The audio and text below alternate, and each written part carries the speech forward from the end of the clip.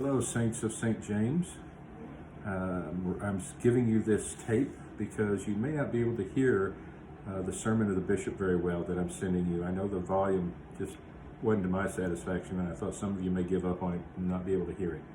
So this is not a sermon really, but it's for the 4th of July weekend, and it's just kind of a series of quotes that I think are worth reflecting over and concluding with our gospel today. And it starts with a reading from Abigail Adams to John Adams' wife, Abigail, writing to him March 31st, 1776, 3 months before the Declaration of Independence. And she says this: "I long to hear that you have declared an independency. And by the way, in the new code of laws, which I suppose it will be necessary for you to make, I desire you would remember the ladies and be more generous and favorable to them than your ancestors. Do not put such unlimited power into the hands of the husbands. Remember, all men would be tyrants if they could. If particular care and attention is not paid to the ladies, we are determined to foment a rebellion and will not hold ourselves bound by any laws in which we have no voice or representation. That your sex are naturally tyrannical is a truth so thoroughly established as to admit of no dispute. But such of you as wish to be happy willingly give up the harsh tide of master for the more tender and endearing one of friend. Why then not put it out of the power of the vicious and the lawless to use us with cruelty and indignity with impunity?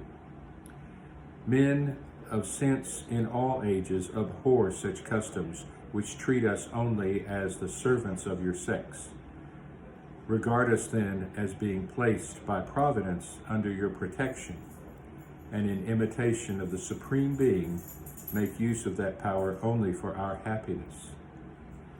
So there you have it, Abigail Adams, and a little bit about the rights of women. The Declaration of Independence, a few months later, July 4th, 1776, just a few words just to remind us that we hold these truths to be self-evident, that all men are created equal, and that they are endowed by their Creator with certain inalienable rights, that among them are life, liberty, and the pursuit of happiness. This is a reading from the preamble to the Constitution, which I'm sure you're familiar with, September 17th, 1787. So we, the people of the United States, in order to form a more perfect union, establish justice, ensure domestic tranquility, provide for the common defense, promote the general welfare, and secure the blessings of liberty to ourselves and our posterity, do ordain and establish this Constitution for the United States of America." This next reading is a reading from a Native American, Chief Seattle. It is his response to the government officials' offer to purchase the remaining Seattle Indian land in 1845. He says, "We will ponder your proposition, and when we decide, we will let you know. But should we accept it, I here and now make this condition that we will not be denied the privilege, without molestation, of visiting at any time the tombs of our ancestors, friends, and children. Every part of this soil is sacred in the estimation of my people. Every hillside, every valley, every plain and grove has been hallowed by some sad or happy event in days long vanquished. Even the rocks, which seem to be dumb and dead as they swelter in the sun along the silent shore, thrill with memories of stirring events connected with the lives of my people. And the very dust upon which you now stand responds more lovingly to their footsteps than yours, because it is rich with the blood of our ancestors, and our bare feet are conscious of the sympathetic touch. Our departed braves, fond mothers, glad, happy-hearted maidens, and even the little children who lived here and rejoiced here for a brief season, will love these somber solitudes, and at eventide they greet shadowy returning spirits. And when the last red man shall have perished, and the memory of my tribe shall have become a myth among the white men, these shores will swarm with the invisible dead of my tribe. And when your children's children think of themselves alone in the field, the store, the shop, upon the highway, or in the silence of the pathless woods, they will not be alone. In all the earth, there is no place dedicated to solitude. At night, when the streets of your cities and villages are silent, and you think them deserted, there will be a throng with the returning host that once filled them and still love this beautiful land. The white man will never be alone. Let him be just and deal kindly with my people, for the dead are not powerless. Dead, did I say? There is no death, only a change of the worlds. Now, this is a very short reading from Lincoln's second inaugural address in 1865.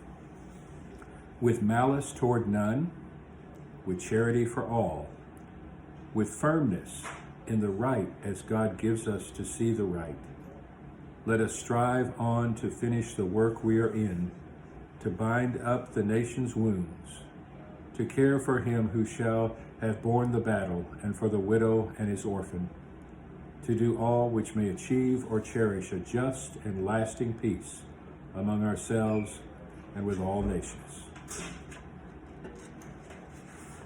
And this next reading is from a letter from the Birmingham jail, Martin Luther King Jr., April 16th, 1963. Oppressed people cannot remain oppressed forever. The yearning for freedom eventually manifests itself, and that is what has happened to the American Negro. Something within has reminded him of his birthright of freedom, and something without has reminded him that it can be gained. Consciously or unconsciously, he has been caught up by the spirit of the times, and with his black brothers of Africa, his brown and yellow brothers of Asia, South America, and the Caribbean, the United States Negro is moving with a sense of great urgency toward the promised land of racial justice. If one recognizes this vital urge that has engulfed the Negro community, one should readily understand why public demonstrations are taking place. The Negro has many pent-up resentments and latent frustrations, and he must release them. So let him march. Let him make prayer pilgrimages to the City Hall. Let him go on freedom rides and try to understand why he must do so. If his repressed emotions are not released in nonviolent ways, they will seek expression through violence. This is not a threat, but a fact of history. So, I have not said to my people, get rid of your discontent. Rather, I have tried to say that this normal and healthy discontent can be channeled into the creative outlet of nonviolent direct action. And now this approach is being termed extremist. But though I was initially disappointed at being categorized as an extremist, as I continued to think about the matter, I gradually gained a measure of satisfaction with the label. Was not Jesus an extremist for love? Love your enemies, bless them that curse you, do good to them that hate you, and pray for them which despitefully use you and persecute you. Was not Amos an extremist for justice? Let justice roll down like waters and righteousness like an ever-flowing stream, Amos said. Was not Paul an extremist for the Christian gospel when he said, I bear in my body the marks of our Lord Jesus? And was not Martin Luther an extremist when he said, here I stand, I cannot do otherwise, so help me God?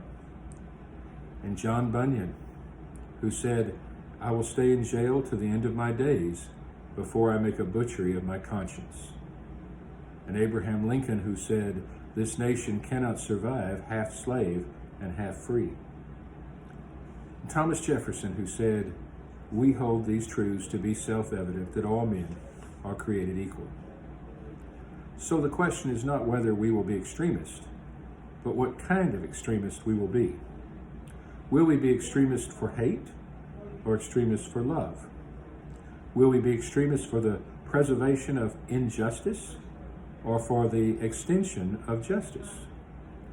In that dynamic scene on Calvary's Hill, 3 men were crucified. We must never forget that all 3 were crucified for the same crime, the crime of extremism. 2 were extremists for immorality and thus fell below their environment. The other, Jesus Christ, was an extremist for love, truth, and goodness, and thereby rose above his environment. Perhaps the South, the nation, and the world are in dire need of creative extremists. This speaks to us very clearly right now as we are experiencing 55 years since that speech was given.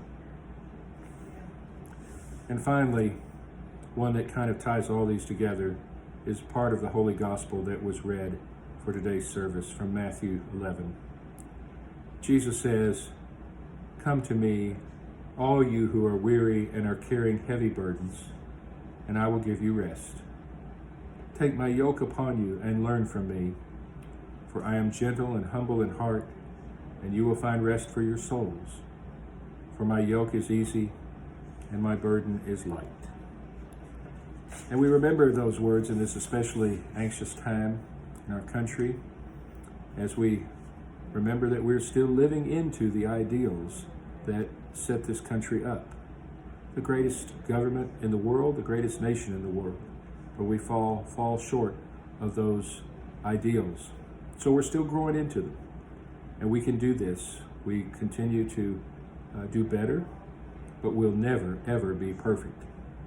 So we keep this in mind as we go forward and rely on the grace of Jesus Christ to help us to be more just in our dealings with one another.